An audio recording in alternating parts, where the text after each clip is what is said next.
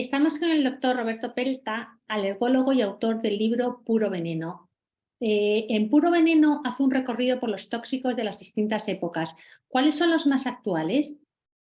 Los más actuales serían los llamados gases nerviosos, o mejor dicho, agentes nerviosos, porque algunos pueden ser también líquidos, ¿no? Bueno, estos se desarrollaron ya en la época de los nazis, ¿no? Porque siempre hemos asociado las ejecuciones en los campos de concentración al cianuro, pero también investigaron el gas sarín. Lo que pasa que el gas sarín tomó auge con la llegada de la Guerra Fría. Por ejemplo, sabemos que hubo unos atentados en el metro de Tokio, ¿no?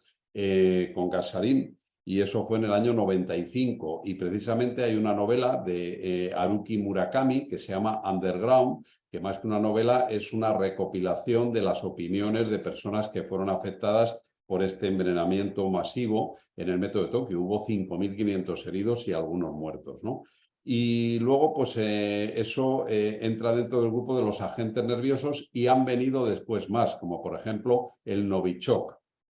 En el mundo este de los espías, ya en el año 78, pues hubo un disidente búlgaro en Londres, ¿no? Que le dispararon con un paraguas pistola, y ese paraguas pistola hizo que se alojase en el organismo de esta persona, en su muslo, una bala de iridio y platino que tenía el tamaño de la cabeza de un alfiler, y dentro había una toxina muy letal que era la ricina, y de hecho este agente, Georgi Markov, murió.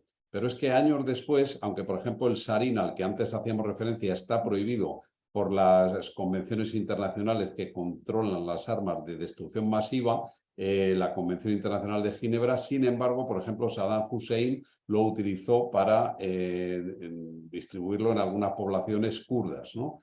Y luego, pues el Novichok, por ejemplo, en los últimos años, pues ha supuesto que se ha empleado, por ejemplo, para espolvorear pomos de puertas, picaportes, y en concreto en Inglaterra, en Salisbury, hubo una intoxicación de un doble agente y de su hija, que afortunadamente se salvaron por los cuidados de las unidades de la unidad de vigilancia intensiva, donde ingresaron. Doctor Pelta, ¿cómo los ha ido descubriendo el hombre?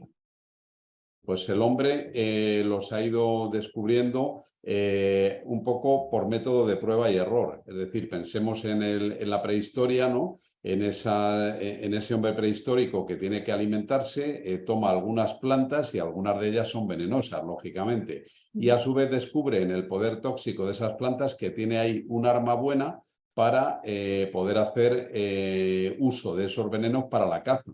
Hay venenos paralizantes, como por ejemplo el curare, ¿no? Y entonces hace uso o la estricnina, ¿no? Y eso lo utiliza con esos fines, para cazar. Pero claro, al principio debió de haber bastantes envenenados que probaron aquellas plantas. Pensemos, por ejemplo, en algo tan cercano como las setas, ¿no? Las setas pueden ser venenosas, y de hecho cuento en el libro el envenenamiento de Claudio, ¿no?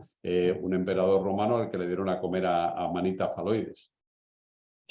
Doctor Pelta, ¿cómo ha sido la recopilación que ha hecho de los venenos tóxicos en el libro? Bueno, yo me he basado un poco, como hay venenos en el mundo vegetal, en el mundo mineral, hay venenos químicos, pues un poco por ese orden, ¿no? Venenos, por ejemplo, en el reino vegetal, las plantas más tóxicas, ¿no? Dentro de los metales y minerales, pues el arsénico, el plomo, el mercurio, o sea, un recorrido pormenorizado de todos estos agentes tóxicos. En la parte de químicos, pues ya hemos nombrado algunos, ¿no? Como los llamados agentes nerviosos, ¿no?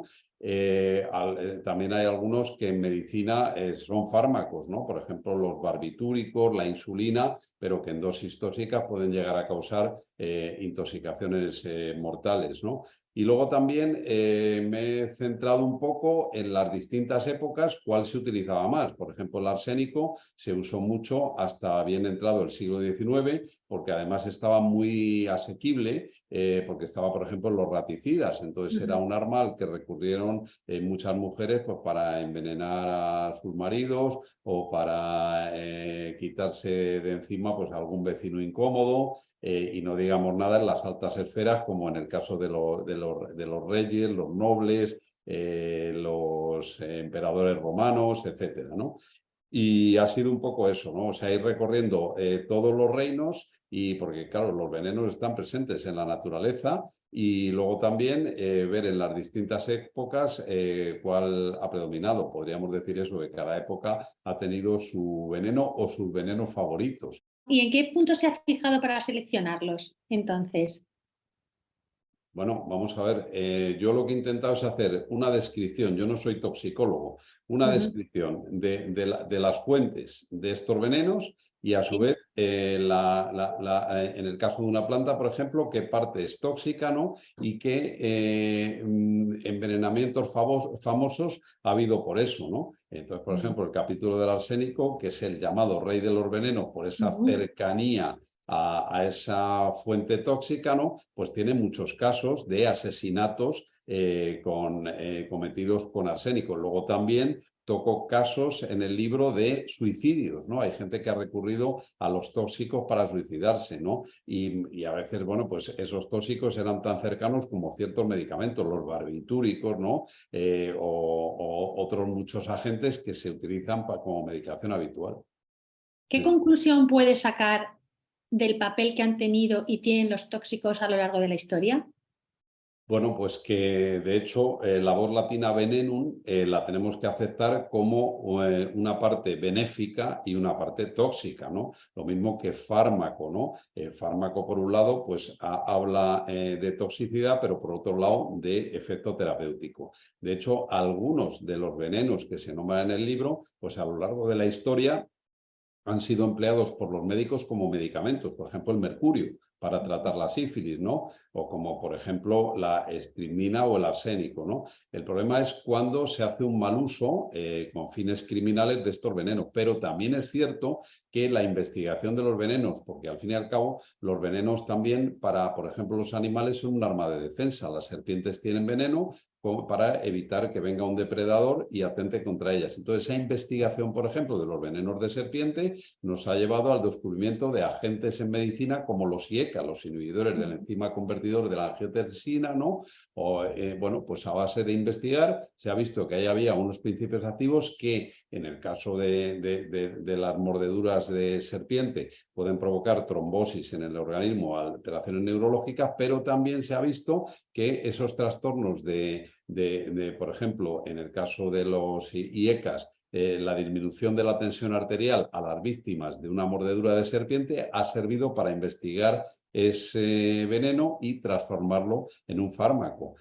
Por ejemplo, los taxanos, ¿no? Que se utilizan para el tratamiento del cáncer, ¿no? Bueno, pues los taxanos en la corteza del tejo se vio que había unos principios activos y hoy en día los utilizan los oncólogos, el docetaxel, el paclitaxel, o sea que digamos que la investigación por parte de los toxicólogos de los venenos ha tenido una parte positiva en el sentido de que ha abierto unas puertas a la terapéutica de agentes que se desconocían, ¿no? Y por otro lado, pues también ha permitido el profundizar en esos conocimientos toxicológicos para esclarecer algunos asesinatos que de otra manera hubieran pasado desapercibidos, porque agentes como el arsénico son inodoros, son insípidos y se pueden mezclar fácilmente, por ejemplo, en una bebida, en una comida, para envenenar, como lo hacían los Borgia.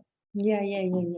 Pues muchísimas gracias, doctor Pelta, por habernos atendido. Un saludo, gracias. Muchas gracias. Lo único que quería decir que este libro está publicado por la Esfera de los Libros y que, bueno, que el subtítulo de Puro Veneno es Tóxicos, ponzoñas y otras maneras de matar.